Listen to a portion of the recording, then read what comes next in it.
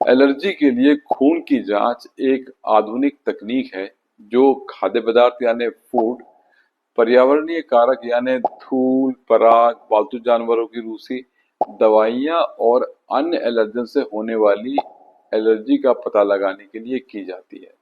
यह जांच विशिष्ट आईजीई एंटीबॉडी यानी इम्यूनोग्लोबुलिन ई को मापती है, जो शरीर में एलर्जी पैदा करने वाले तत्वों के प्रति प्रतिक्रिया में बनता है, यानी आईजीई एंटीबॉडी एलर्जी में बनता है। खून की जांच की एलर्जी आमतौर पर बाजू की नस के खून के सैंपल से करी जाती है। खून का सैंपल लेने के बाद लैब में एडवांस टेक्नोलॉजी द्वारा इसकी जांच की जाती है, जिसमें नंबर 1 जो जांच है वो है इम्यूनोकैप। इम्यूनोकैप का दूसरा नाम भी है, वह है फ्लोरोसेंट एंजाइम इम्यूनोएसे यानी कि FEIA। यह सबसे विश्वसनीय और व्यापक रूप से इस्तेमाल करने वाली तकनीक है। फ्लोरोसेंस तकनीक विशिष्ट आईजीई को पहचान करती है। नंबर 2 है एलाइजा यानी कि एंजाइम लिंक्ड इम्यूनोसॉर्बेंट एसे टेस्ट, यानी एलर्जी पैदा करने वाली आईजीई की मात्रा रंग परिवर्तन द्वारा ये तकनीक मापती है। नंबर 3 टेक्निक है रास्ट यानी कि रेडियो एलर्जोसॉर्बेंट टेस्ट, जो एक पुरानी विधि है।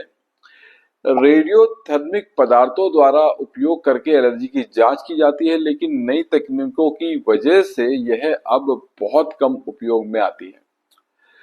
खून की जांच बहुत सारे एलर्जन का पता लगाने के लिए की जाती है, जैसे खाद्य पदार्थ की एलर्जी यानी नट्स, दूध, अंडे, समुद्री भोजन, ग्लूटेन आदि। नंबर 2 है पर्यावरणीय एलर्जी यानी कि धूल, पराग, फफूंद, पालतू जानवरों की रूसी। नंबर 3 दवाइयों की एलर्जी यानी कि पेनिसिलिन दवाइयाँ, दर्द निवारक दवाइयाँ और एनेस्थीसिया की दवाइयाँ।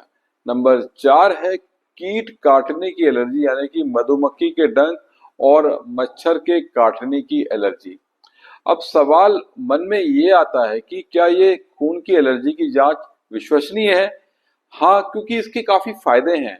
गंभीर एलर्जी वाले मरीजों के लिए यह काफी सुरक्षित होती है, क्योंकि त्वचा परीक्षण की तरह एलर्जी में इसमें सीधा संपर्क नहीं होता।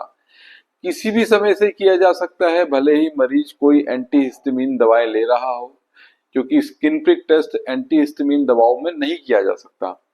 और एक ही सैंपल में कई एलर्जन की पहचान हो सकती है, पर इसमें कुछ कमियां भी हैं।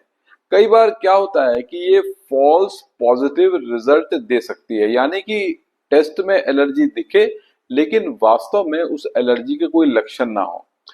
कुछ एलर्जी के लिए स्किन प्रिक टेस्ट की तुलना में यह कम सटीक या एक्यूरेट होती है। एनाफाइलेक्सिस या तात्कालिक एलर्जी जैसे तीव्र प्रतिक्रिया का भी इससे पता नहीं लग पाता। अब सर्वश्रेष्ठ परिणामों के लिए एलर्जी की खून की जांच हमेशा डॉक्टर की सलाह और मेडिकल हिस्ट्री के आधार पर समझी जानी चाहिए। कभी कभी त्वचा परीक्षण यानी स्किन प्रिक एलर्जिक टेस्ट या ओरल फूड चैलेंज टेस्ट की भी जरूरत पड़ती है। तो इस वीडियो से हम यह निष्कर्ष निकाल सकते हैं कि खून की एलर्जी की जांच एक उपयोगी तकनीक है, लेकिन इसे केवल लक्षणों के आधार पर डॉक्टर की राय के साथ ही समझना चाहिए।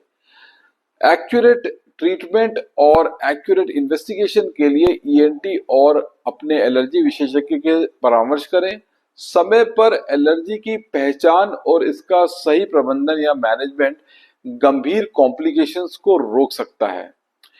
इस जानकारी को शेयर करें, एलर्जी परीक्षण के बारे में जागरूकता बढ़ाएं। धन्यवाद।